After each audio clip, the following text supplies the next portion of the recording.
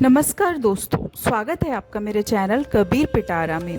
Friends, आज हम संत कबीर की एक गहरी वाणी पर चर्चा करेंगे। यह वाणी हमें सिखाएगी कि संसार में सबसे बड़ा मालिक वो ईश्वर है। कबीर दास जी इस वाणी द्वारा समझाते हैं कि ईश्वर जिसे नष्ट करना चाहे उसे कोई बना नहीं सकता, और जिसे मालिक ऊंचाई व सम्मान देना चाहे उसे कोई मिटा नहीं सकता।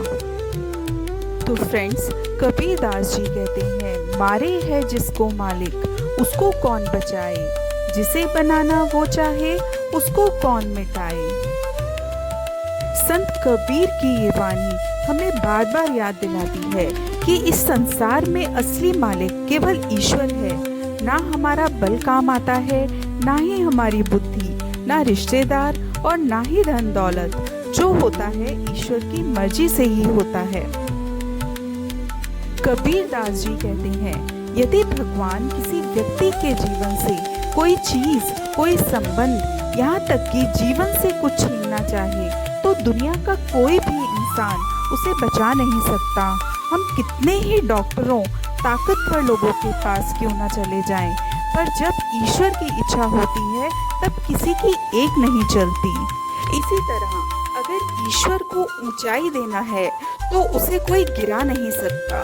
लोग चाहे लाख बाधाएं डालें, अपमान करें, पैर खींचने की कोशिश करें, परंतु जब परमात्मा किसी को उठाना चाहेंगे तो पूरा संसार मिलकर भी उसे रोक नहीं सकता। फ्रेंड्स, इतिहास में भी हम देखते हैं, ईश्वर ने उठाना चाहा तो साधारण लोगों को भी ऐसा उठाया कि वो योग पुरुष बन गए, और बड़े बड़े धनवान राजा महाराजा भी जब ईश्वर ने गिराना चाहा तो साम्राज्य पूरा पल भर में नष्ट हो गया।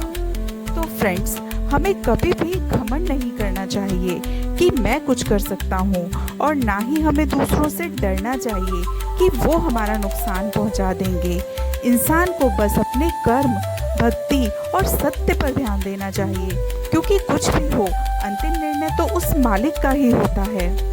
फ्रेंड्स, संत कबीर दास जी का यह संदेश हमें निर्भय बनाता है और साथ में नम्र भी। निर्भय इसीलिए क्योंकि हमें किसी से डरना नहीं चाहिए, और नम्र इसीलिए क्योंकि हमें घमंड नहीं करना चाहिए। यह दोहा हमें याद दिलाता है कि सब कुछ उसी एक की ही मर्जी है। आई होप फ्रेंड्स, आपको ये व्याख्या पसंद आई होगी।